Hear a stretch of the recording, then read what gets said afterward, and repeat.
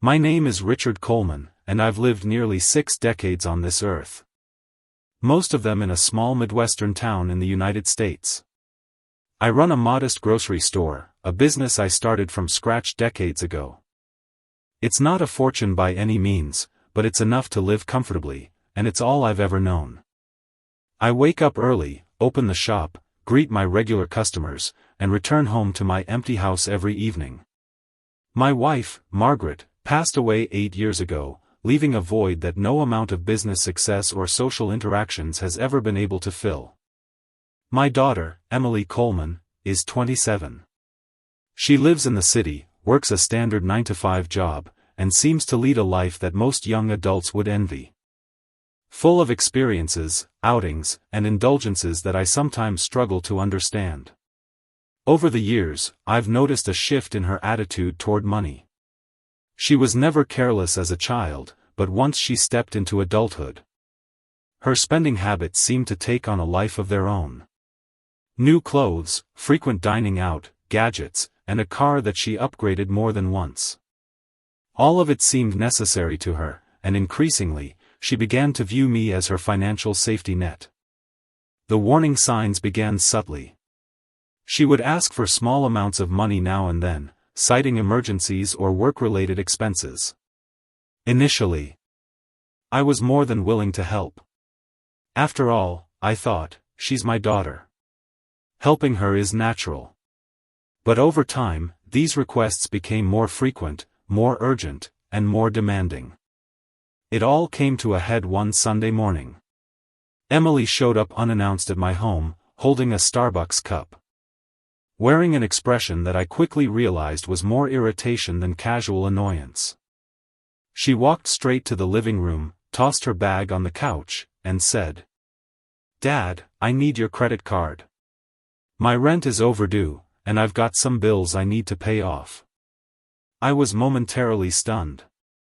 "Emily, you earn well at your job. How is it that your bills are out of control?" I asked, trying to keep my voice calm. She rolled her eyes and said, "Don't start, Dad. Just give me the card. I'll handle it." A flicker of something heavy stirred inside me. I have spent my life teaching her responsibility, discipline, and the value of money.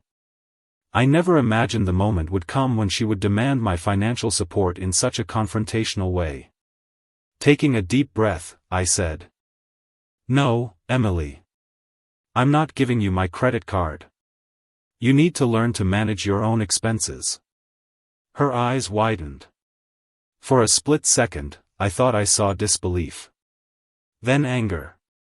The room seemed to shrink around me as her expression darkened.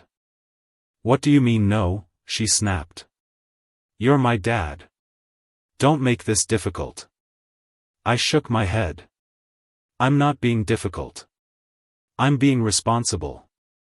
You need to understand that money doesn't grow on trees, and I won't enable you to keep spending recklessly." At that moment, something inside Emily snapped. She reached for the coffee cup on the table and hurled it at me. I barely had time to react. The hot liquid splashed across my chest, soaking my shirt and sending a burning sensation across my skin. The smell of coffee filled the room, and I froze, not believing what had just happened. For a few silent seconds, nothing happened. I could see her chest heaving, her eyes glistening with anger and perhaps hurt, though I couldn't tell. I was filled with a mix of disbelief, shame, and sorrow. My own daughter had attacked me, her father, with a coffee cup, just because I had refused to hand over my credit card. I remember thinking of Margaret.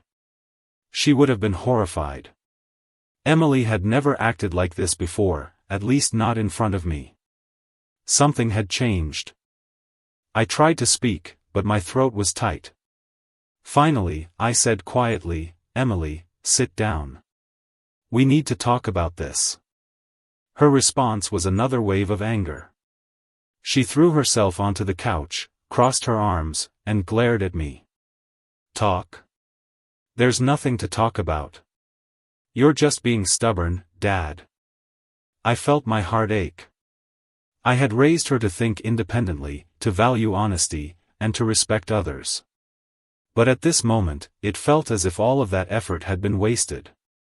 The years of teaching, guiding, and loving, ignored in a single instant of rage.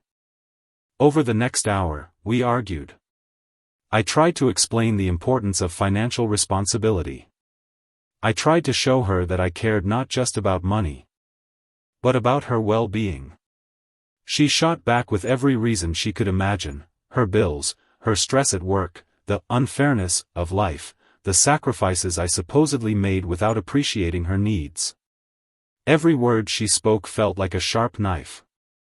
Eventually, she left the house, slamming the door so hard that the walls shook. I stood there, soaked, bewildered, and utterly drained. I realized that this incident wasn't just about money. It was about respect, boundaries, and the erosion of trust between us.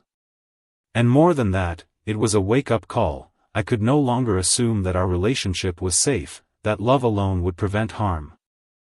In the days that followed, I tried to reach out. I called her, sent texts, even left voicemails. But Emily didn't respond. I began to notice patterns in her behavior that I had ignored before: small lies, manipulation, subtle pressure tactics. The coffee incident had merely exposed them. Friends and neighbors offered advice. Some suggested that I give in to avoid conflict. Others said, "Stand your ground, Richard. She needs to learn." But advice, no matter how well-meaning, could not erase the emotional turmoil. I began to reflect on my own role. Had I been too lenient in the past? Had I allowed small indulgences to turn into an expectation of entitlement? Could I have done things differently? The self-questioning was exhausting. Yet amidst the pain and confusion, I felt something else: resolve. I couldn't undo what happened, but I could control what happens next. I would not let anger, pride, or fear dictate my response. I would navigate this carefully, protect myself, and attempt to rebuild a fractured relationship, but only if she was willing to meet me halfway. And so, the first rift had formed. What had begun as a simple refusal over a credit card had escalated into a profound confrontation, one that would test the very foundation of trust, love, and familial bonds between father and daughter. Little did I know, this was only the beginning. Over the coming weeks, I would face choices that would challenge every principle I held dear, confront truths about my daughter I hadn't imagined, and ultimately, face a moment that would demand courage I wasn't sure I possessed. The road ahead was uncertain, fraught with emotional turbulence. But as I sat in the quiet of my living room, still smelling of coffee, I resolved to face it head-on. Whatever it took, I would not let this break me completely. And perhaps, if I were patient and wise, I might find a way to bridge the growing chasm between Emily and me. The week after the coffee incident was one of the longest and most emotionally exhausting periods of my life. I woke up each day to an empty house, the lingering smell of coffee in the air reminding me of the confrontation that had shattered what I believed was an unbreakable bond with my daughter. I, Richard Coleman, had spent decades teaching Emily the importance of responsibility, integrity, and the value of family. And yet, in a single moment of anger, she had hurled a cup of hot coffee at me, a symbolic act that seemed to say, "I don't respect your authority, your guidance, or your judgment." I knew I could not ignore what had happened. Silence might be interpreted as weakness, as tacit approval of her behavior. So, I began reaching out to Emily in a measured way. I sent carefully worded texts. "Emily, I want us to talk when you're ready. What happened last Sunday was unacceptable, but I love you and want to understand." At first, there was no reply. Hours turned into days. My phone buzzed constantly with work notifications, grocery deliveries, and reminders of daily chores, but my daughter's silence was deafening. Finally, 3 days after the incident, Emily replied with a curt message. "I don't want to talk right now. You don't understand me." Her words stung, but I reminded myself that patience would be key. I could not allow anger or disappointment to dictate my actions. I had to be the adult in this situation, no matter how difficult it was. During this time, I reflected on Emily's childhood. She had always been bright, determined, and at times stubborn. I remembered the evenings we spent reading together, teaching her arithmetic, and discussing ethical dilemmas. We had laughed, argued, and celebrated milestones. Where had things gone wrong? It became increasingly clear to me that the issue was not just financial. It was also about respect, independence, and identity. Emily was no longer a child dependent on parental guidance. She was a young adult testing boundaries, asserting herself, and trying to carve out her own life, even if it meant challenging me in ways I had never experienced. During this turbulent week, I confided in a few close friends. They offered a variety of perspectives. Some suggested that I should simply give Emily the card to maintain peace, to avoid further confrontation. Others urged me to stand firm, to ensure she learned the value of boundaries and accountability. Richard, my friend Thomas, said, "Sometimes love means saying no, even when it hurts. You've given her years of guidance, and now it's time for her to grow on her own." I nodded, understanding his point, but it was easier to accept in theory than in practice. The emotional bond between a parent and child is complex.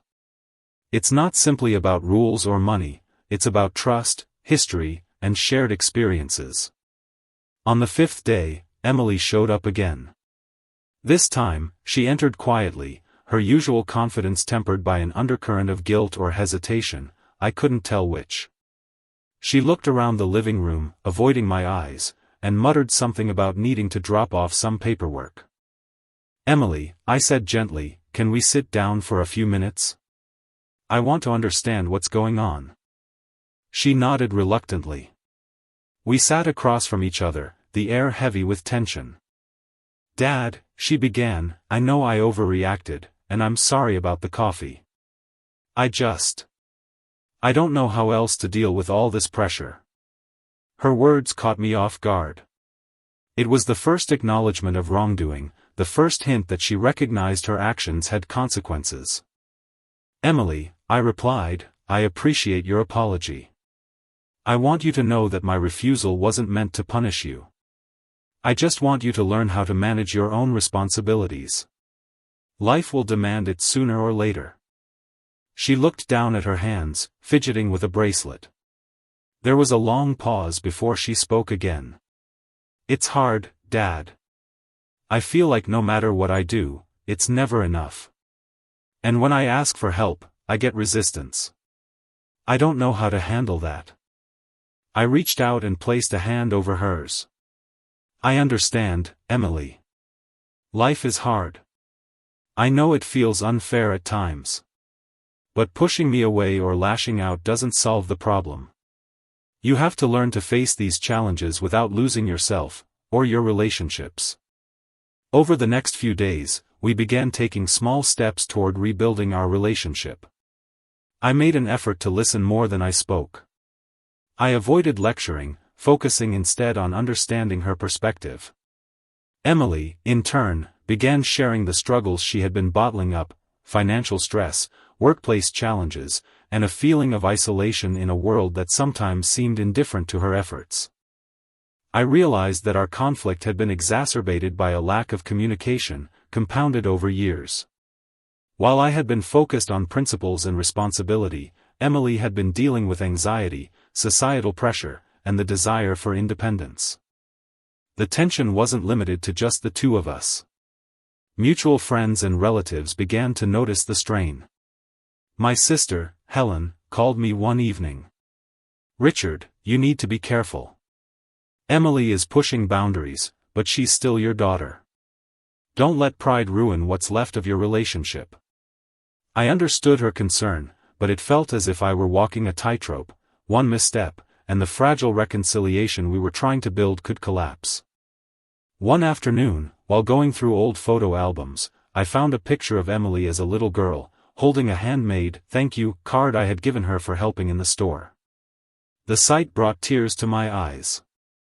It reminded me that beneath the rebellion and anger, she was still my daughter, the same girl I had nurtured, loved, and guided. That evening, I left a note on her bedroom desk, simple and heartfelt. Emily, I miss our conversations. I miss the laughter. I hope we can find our way back to each other. Love, Dad. She read the note and left it there without comment, but I sensed a subtle shift. A door had opened, albeit slightly, through which trust and understanding might flow once again. Despite these small victories, I knew the bigger challenges were still ahead. Emily's behavior had shown me that underlying issues, entitlement, lack of communication, unresolved emotions, needed more than apologies or small gestures. We would face tests of patience, moments of temptation, and perhaps another confrontation that could define the future of our relationship. I resolved to approach these challenges with empathy, consistency, and boundaries. I reminded myself that love without limits is not always healthy, and discipline without compassion is hollow. As I went to bed that night, the house silent except for the faint ticking of the living room clock, I reflected on what the future might hold. Could we repair the rift? Could Emily understand that respect and responsibility are intertwined with love? And most importantly, could I forgive myself for any mistakes I had made along the way? The answers were not yet clear, but for the first time since the coffee incident, I felt a glimmer of hope, a fragile thread of possibility that, if nurtured, might lead to reconciliation, understanding, and a renewed bond between father and daughter. And so, the second stage of our journey had begun. It was a journey of struggle, reflection, and tentative steps toward healing. The road ahead was uncertain, but at least we were moving forward, together, even if slowly. The weeks following the coffee incident had been a crucible for both Emily and me. Every day, I wrestled with a mixture of regret, frustration, and hope. Emily's brief moments of reflection and tentative steps toward communication had created openings. But the underlying tension remained palpable. The rift between us had not vanished, it had only shifted from violent confrontation to a quieter, subtler strain, a tension that could flare up at any moment if mishandled. One morning, I found a letter slipped under my bedroom door. It was in Emily's handwriting, neat and careful, betraying the effort she had put into it. My hands trembled slightly as I opened it. "Dad," it began, "I've been thinking a lot about last month. I know I hurt you, and I regret throwing coffee at you. I was angry, but I see now that my behavior was unacceptable. I'm trying to understand why you said no, and I hope we can rebuild what was broken." Reading her words, I felt a mixture of relief and profound sadness. Relief because she was acknowledging her wrongdoing, sadness because it had taken so long and so much emotional strain for her to do so. I wrote back immediately, carefully choosing my words to convey love, patience, and a willingness to forgive, but also to maintain boundaries. "Emily," I wrote, "thank you for your letter. It means a lot that you reflected on your actions. We all make mistakes, but recognizing them is the first step toward healing. I am here, and I will support you, but only in a way that respects both of us." Our communications slowly became more frequent. Emails, texts, and phone calls replaced silent tension and avoidance. Each message was cautiously optimistic, yet both of us remained aware that true reconciliation would require time, patience, and mutual respect. One afternoon, Emily came over again, not unannounced this time, but with a careful plan. She brought with her a small notebook, filled with notes she had prepared, budget plans, repayment schedules, and a timeline for managing her personal finances. She looked at me and said, "Dad, I want to show you that I can be responsible. I want to earn your trust again." I was deeply moved. It was more than an apology, it was a commitment to change, a concrete plan to correct past mistakes and rebuild the relationship we had lost. We sat together for hours, discussing her plan in detail. I provided guidance, but I resisted the urge to lecture. Instead, I encouraged her to speak openly, to explain her thoughts, and to acknowledge her past errors. By the end of that day, a small bridge of trust had been rebuilt, a fragile, tentative structure, but a bridge nonetheless. Despite the progress, underlying emotional wounds still required attention. Emily's reliance on material solutions to emotional stress had been one of the root causes of our conflict. I realized that addressing this meant more than financial advice. It required understanding, empathy, and sometimes difficult conversations about emotions and self-awareness. One evening, I invited Emily to sit down over dinner. The room was quiet, the soft glow of the lamp creating a warm atmosphere. I began by sharing my own experiences as a young adult, the struggles of earning, saving, and managing responsibilities without external support. I told her stories of mistakes I had made, lessons I had learned, and the values I had hoped to pass down. Emily listened quietly. For the first time in weeks, she didn't argue, didn't interrupt, didn't react with anger. She absorbed, reflected, and eventually spoke with a clarity and humility that had been absent before. "Dad," she said, "I see now that I was looking for quick solutions to deeper problems. I wanted money to fix things, but what I really needed was guidance, patience, and understanding. I realize I hurt you because I didn't know how to ask for help properly." Tears welled up in my eyes. For years, I had feared that our relationship might never recover. And yet, here she was, acknowledging her faults, seeking to understand, and willing to change. From that day forward, we established new boundaries. Emily committed to handling her finances responsibly, to communicate openly about challenges, and to respect my decisions, even when she disagreed. I committed to being supportive without enabling irresponsible behavior, to listen without judgment, and to guide without controlling. We set up regular check-ins, not as a mechanism of oversight, but as a means of maintaining connection and accountability. Slowly, trust began to solidify, like mortar between bricks that had been cracked but not destroyed. Healing did not happen overnight. There were moments of tension, small arguments, and setbacks. But with each challenge, we applied what we had learned: empathy, patience, and honest communication. Emily began volunteering at a local community center, channeling her energy into helping others, which in turn helped her understand the value of giving back rather than demanding endlessly. I observed these changes with quiet pride. The daughter I had feared I was losing had begun to emerge, more mature, more self-aware, and increasingly capable of handling the pressures of adulthood without resorting to anger or confrontation. Over time, we began sharing not just practical matters, but also our lives in a more meaningful way. We talked about our memories, our hopes, and our fears. Emily shared her aspirations beyond material needs, her dreams, her creative pursuits, and her vision for the future. I shared my reflections on life, loss, and the importance of relationships over wealth. One quiet Sunday, we went to our favorite park, the same one where I had taken her as a little girl to fly kites and enjoy picnics. Sitting on a bench, watching the children play and the sun filter through the trees, Emily turned to me and said, "Dad, I know I can't undo the past, but I hope we can move forward. I want us to be a family again, without anger, without fear." I smiled, feeling the weight of months of tension lift slightly. "Emily, that's all I've ever wanted. We can't change what happened, but we can decide how to go forward. And I believe we will." The coffee incident, once a symbol of conflict and misunderstanding, had become a catalyst for growth. It forced us both to confront our limitations, to acknowledge our emotions, and to work toward genuine reconciliation. Emily learned responsibility, empathy, and self-awareness. I learned patience, humility, and the importance of guiding without controlling. By the time summer arrived, our relationship had transformed. The trust and connection that had seemed broken were rebuilt, stronger and more resilient. We were no longer father and daughter merely by blood, we were partners in understanding, mutual respect, and love. While challenges would undoubtedly arise in the future, I knew that we had laid a foundation solid enough to withstand the tests of life.